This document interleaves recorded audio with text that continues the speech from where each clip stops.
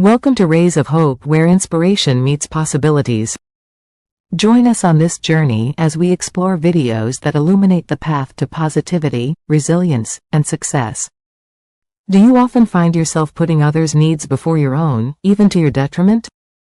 If you're constantly taking on too much responsibility for someone else's well-being, you might be experiencing excessive caretaking. It's a common pattern, but it can strain your relationships and personal peace. This isn't about healthy support.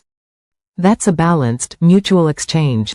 Instead, excessive caretaking involves consistently over-functioning for others, whether in family dynamics, romantic partnerships, or friendships.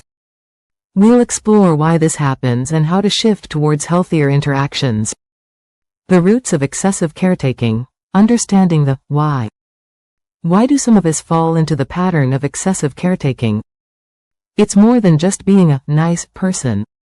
Often, it stems from deep-seated beliefs and experiences that shape how we view our role in relationships.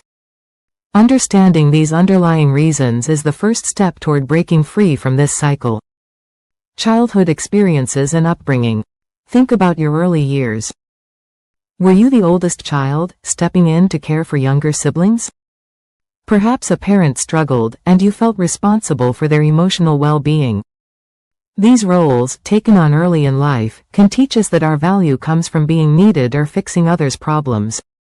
As adults, we might unconsciously repeat these patterns, believing it's our job to manage everyone else's difficulties. This can lead to a feeling of constant obligation, insecurity, and low self-worth. For many, excessive caretaking is a surprising way to cope with insecurity. If you struggle with feelings of low self-worth, constantly tending to others can become a way to feel important and valued. It's a method of seeking external validation. If I'm indispensable, then I must be worthy. This can also be a distraction, keeping you from facing your own vulnerabilities or emotional needs. It's often easier to focus on someone else's problems than your own. Fear of abandonment or rejection. The thought of losing a relationship can be terrifying. This fear can drive excessive caretaking. If you believe that people will only stay if you constantly help them, you might overfunction to keep them close. This often looks like an overwhelming need to fix or control others' lives. You might think, if I don't solve this for them, they'll leave. This fear creates a cycle where you give too much, hoping to guarantee loyalty. Cultural and societal expectations. Society often paints a picture of what a good partner, friend, or family member should be. For women especially, these norms can strongly promote ideas of self-sacrifice, constant nurturing, and putting others first. We see examples in media and everyday life where a loving person is someone who gives endlessly. These expectations can make it hard to say no or set boundaries without feeling guilty or selfish. It's important to recognize how these broader influences might shape our personal caretaking habits. The detrimental impact of excessive caretaking. While caring for others is a kind act, excessive caretaking often leads to harmful outcomes for everyone involved. It throws relationships out of balance and can quietly erode personal well-being.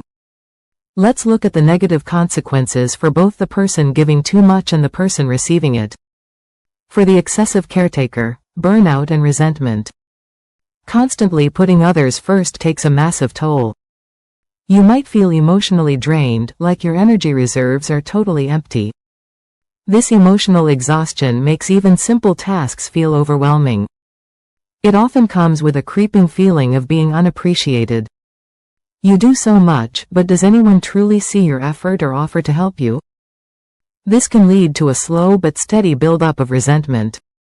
You might start to feel angry or bitter towards the very people you are trying to help, even though you know they may not be asking you to do too much. Loss of personal identity and boundaries. When excessive caretaking becomes a habit, your own life can fade into the background. Your needs and desires become secondary or even forgotten entirely. This leads to a diminished sense of self. Who are you, apart from your role as a caretaker? You might lose touch with your hobbies, friendships, or personal goals. Setting healthy personal boundaries becomes nearly impossible because you're so used to saying yes to everything. This constant giving can make you feel lost in someone else's life. Physical health issues. The stress of excessive caretaking isn't just mental, it shows up physically too. Constant worry and lack of self-care can trigger a range of health problems.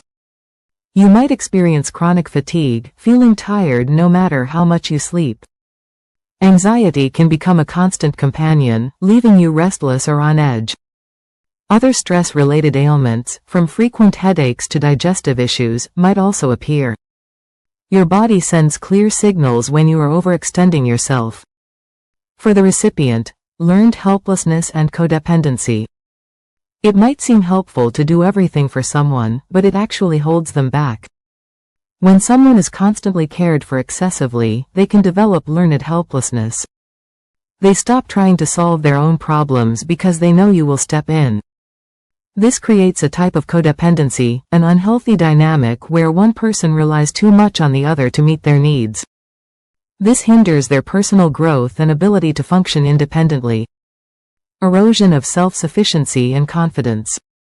When you consistently intervene and fix things, the person you are caring for misses crucial opportunities to learn.